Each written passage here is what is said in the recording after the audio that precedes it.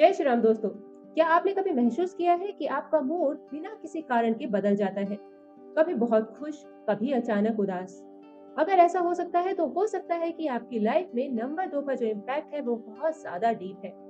आज इस वीडियो में हम बात करेंगे कि आपकी डेट ऑफ बर्थ में नंबर 2 कितनी बार आता है, उसका आपकी लाइफ के ऊपर क्या इम्पैक्ट पड़ता है और सबसे जरूरी बात, उसकी रेमेडीज क्या है। Welcome to our channel Balaji Jyotish Vastu. और आज हम जानेंगे कि नंबर 2 की परफेक्ट रेमेडीज क्या होती हैं। तो सबसे पहले हम जानते हैं कि नंबर 2 है क्या। दोस्तों, नंबर 2 का सीधा संबंध मून से यानी कि चंद्रमा से होता है। और यह कैसे हमारे स्वभाव के ऊपर असर डालता है। हम सभी देखते हैं कि चंद्रमा कभी बढ़ता है, कभी घटता है, कभी आधा होता है, कभी पूरा होता है। यानी कि घटना बढ़ना यही इसका स्वभाव है। और यही चीज आपके मन में भी दिखाई देती है।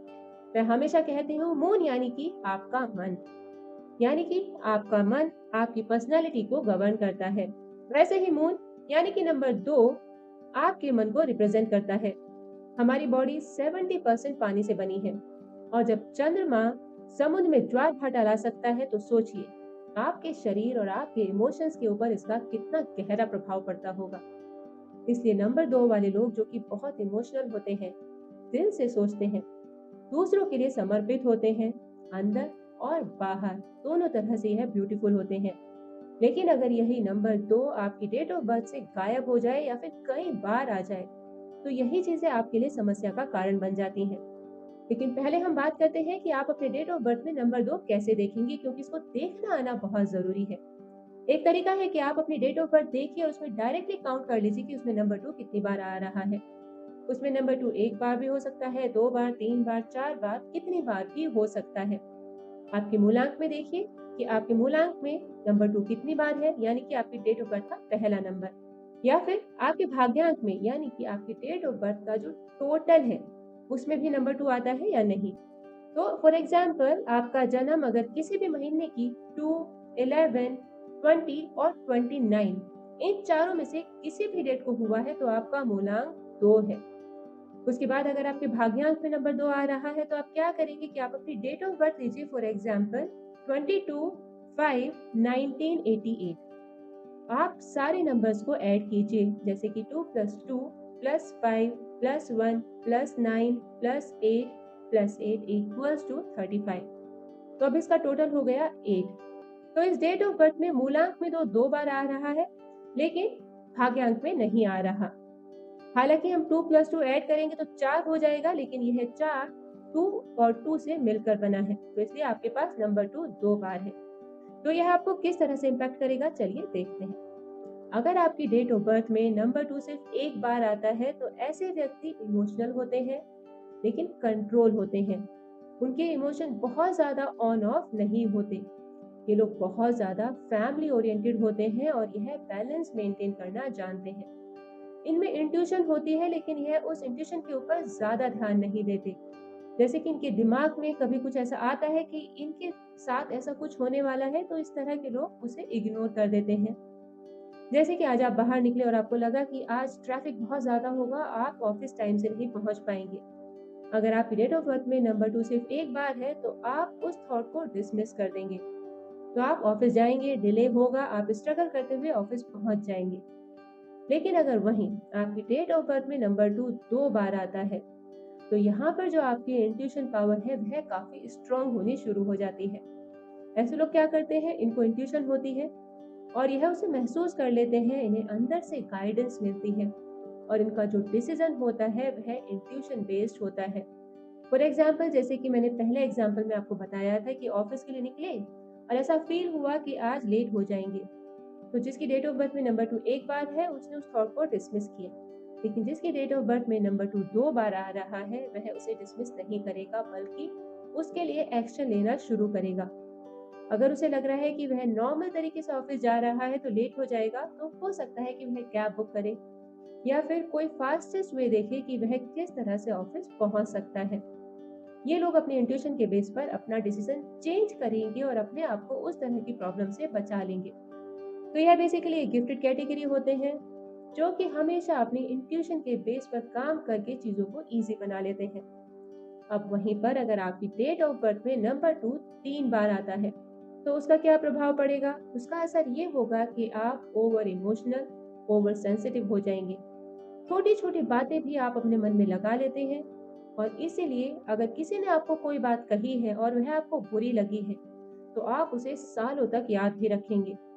इस वजह से होता क्या है, क्योंकि आप अपने इमोशंस में बहुत ज्यादा फंस कर रह जाते हैं, आपका इंट्यूशन वीक होने लगता है, और इमोशनल बैगेज आपकी लाइफ में बहुत ज्यादा बढ़ जाता है। तो अगर आपकी डेट ऑफ बर्थ में भी नंबर 2 3 बार आ रहा है और आप इस तरह का कोई इशू फेस कर रहे हैं, तो लाइफ में रेगुलर मेडिटेशन शुरू कीजिए, और कोशिश कीजिए कि अपने आप को इस ओवर थिंकिंग से और इमोशन से बचा कर रखिए।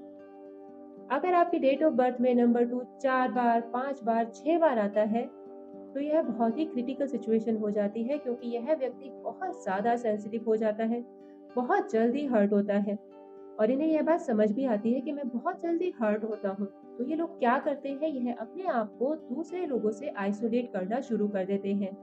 कहीं पर कोई फैमिली गैदरिंग होगा, कोई रियूनियन होगा, तो यह कोशिश करते हैं कि इन्हें वहां ना जाना पड़े, क्योंकि इन्हें पता है कि कोई कुछ बोलेगा, इन्हें बात खराब लगेगी और यह इमोशनली इम्बैलेंस फील करेंगे। तो यह इस तरह से करना शुरू कर देते हैं, जो कि काफी रिस्की सिचुएशन हो जाती है। क्योंकि अब आप क्या कर रहे हैं कि आप अपने इमोशंस को किसी के भी साथ शेयर नहीं कर रहे हैं, आप आइसोलेट हो गए हैं, और आप अपने इमोशंस का बैगेज इतना हैवी कर लेते हैं कि यह आपको इमोशनली बहुत ज़्यादा डिस्टर्ब कर देता है, और आपकी लाइफ में डिप्रेशन का रिस्क बहुत ज़्यादा बढ़ जाता है। तो अगर आप भी अपनी डेट ऑफ बर्थ में नंबर 2 कई बार देखते हैं, तो मेक श्योर करें कि आप अपने लाइफ में अपने पेरेंट्स के साथ, अपने सिस्टर या ब्रदर या फिर किसी के भी साथ जो कि रिलायबल हो, उसके साथ अपने थॉट्स ज़रूर शेयर करें, ताकि यह बैगेज बहुत हैवी ना हो। और अगर आपकी लाइफ में आपको लगता है कोई ऐसा नहीं है जिसके साथ आप ऐसा कुछ शेयर कर सकें, तो आप इन सारी बातों को लिखें, और लिखकर उनको बर्न कर दें। मैं आपको बताती हूँ वह पावरफुल रेमेडीज जो कि आपके टू इम्बैलेंस को बैलेंस कर दें। देखिए, हर चीज की रेमेडीज होती है, आपको बस उन्हें अपनी लाइफ में अपनाकर चीजों को ठीक करना है और उसके ऊपर काम करना है। तो अगर आपकी डेट ऑफ बर्थ में नंबर 1 एक बार है, तो आप क्या करें कि या तो आप ओम नमः शिवाय इस मंत्र का रोज 108 बार जाप करें, या फिर ओम सोमाय नमः, यह चंद्रमा का मंत्र है, इसका 108 बार पूरे फोकस के साथ का जाप करें और चंद्रमा को जल अर्पित करें। तो इससे क्या होगा कि आपकी जो इंट्यूशन पावर है वह आपकी स्ट्रांग होने लगेगी। आप वैसे भी बहुत ज्यादा इमोशनली इम्बैलेंस नहीं है, लेकिन आप अपनी इंट्यूशन पावर को स्ट्रांग कर सकते हैं। अगर आपकी डेट ऑफ बर्थ में नंबर 2 3 बार आता है, तो आप क्या करें कि आप कोशिश करें कि आप पानी बहुत ज्यादा पिए, पानी को वेस्ट बिल्कुल ना करें। किसी वाटर रिसोर्स जैसे कोई नदी, कोई लेक, कोई तालाब, उसके पास जाकर थोड़ा समय बिताइए।